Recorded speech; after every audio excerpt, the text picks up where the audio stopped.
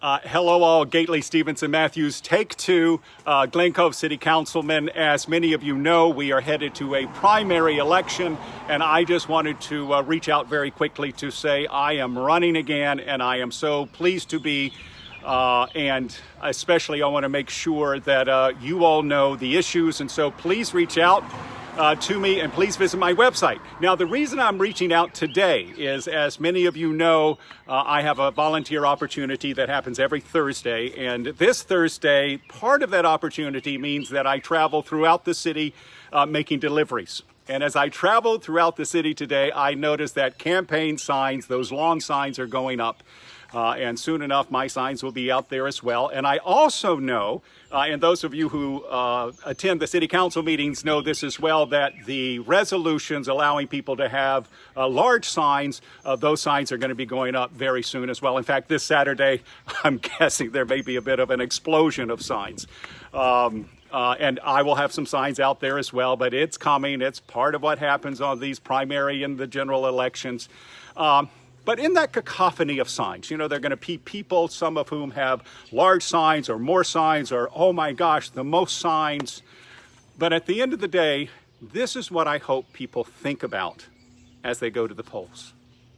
And that is, first off, ask of the person you're voting for.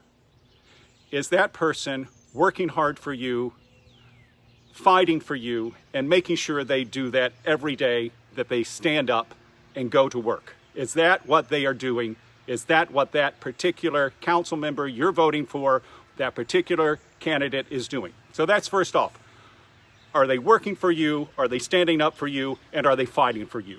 That is the baseline. Number two, is that person working for you, standing up for you, and fighting for you, and also willing to work together? So from my vantage point, the baseline, yes, you work hard, you fight for the people, but you also find a way to work with others so that you actually get things done and move things forward. So I think that is outrageously important. So ask of yourself, when you go to the polls, you know, don't be confused by the cacophony of signs and the messaging and all of that. Ask of yourself, is the person you're voting for working and fighting for me? Is that person additionally someone who is willing to reach out and work with other people? The message isn't just, I'm the only one. There's only one person who really cares about the people.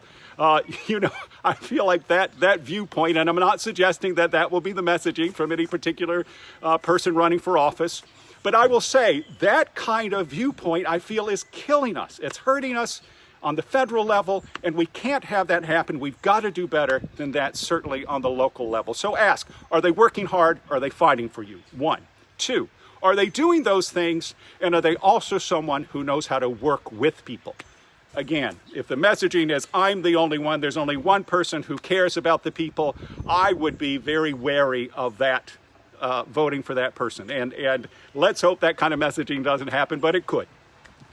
The third thing, and I feel like this is so incredibly important, and I learned this from my parents, I learned this from my grandparents, and that is, if you decide that you are going to represent the people of a municipality, if that is what you have decided you are going to do, your job, the minute that you are elected to office, is to put the well-being of the people first.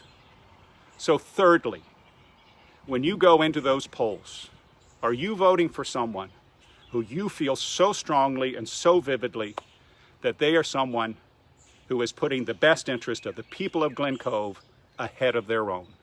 It can't be about your own personal thing. It can't be about something that, oh my gosh, this is impacting me. It's got to be about, is it impacting the people of Glen Cove? It's got to be about putting the residents of Glen Cove ahead of your own best interest. I feel so strongly that is important, and I promise you, every day I wake up, that is what I think about when I go to work for you.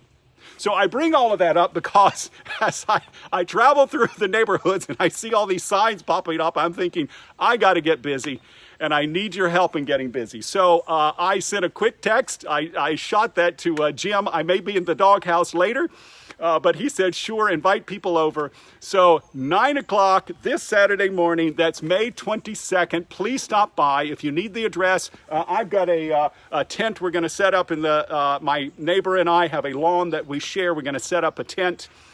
Please stop in.